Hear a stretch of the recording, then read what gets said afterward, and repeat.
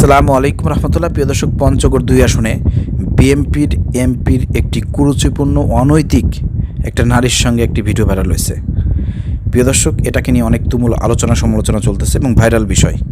সবাই দাবি তুলেছে তারেক রহমানের কাছে যে বিএনপির কাছে যে এই নেতাকে বহিষ্কার করতে হবে। এই ধরনের খারাপ মানুষগুলো কিভাবে বিএনপির এত বড় বড় নেতা হয়, কিভাবে বিএনপির এমপি থাকে? এই ধরনের লোকদের কোনো যোগ্যতা নাই সংসদে যাওয়ার।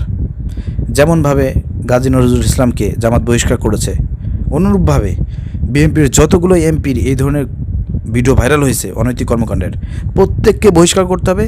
গাজী নজরুল সহ প্রত্যেকটা এই ধরনের খারাপ মানুষ তারা সংসদে থাকতে পারে না।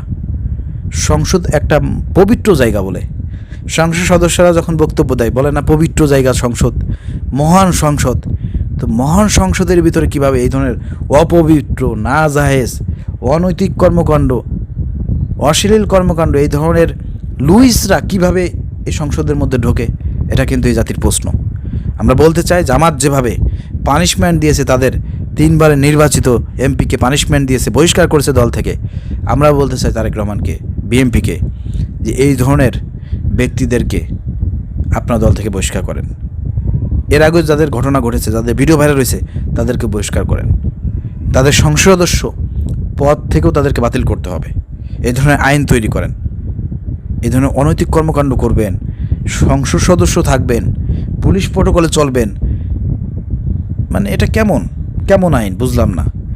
এই সংসদ সদস্যর পদ, এই ক্ষমতার অপব্যবহার করেই তো তারা এই ধরনের নারীদেরকে তারা নিয়ে আনন্দ ফুর্তি করতেছে।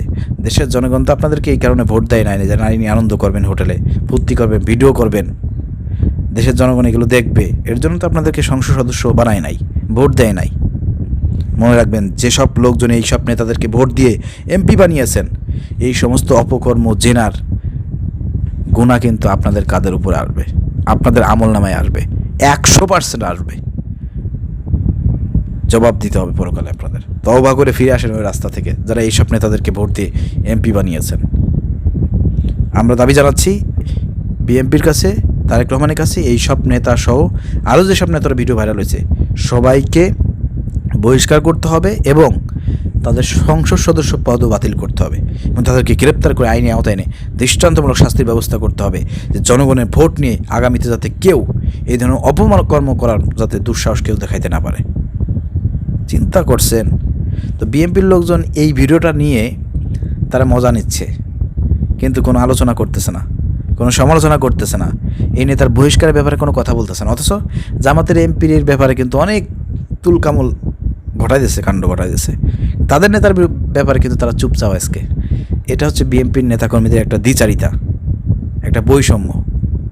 তো সাহস থাকলে এবারে আপনাদের এই নেতার ভিডিও ব্যাপারে মন্তব্য করেন, তার বহিষ্কারের জন্য দাবি জানান, যদি আপনার সৎ হয়ে থাকেন। প্রিয় দর্শক, ভিডিও শেয়ার করে দেন।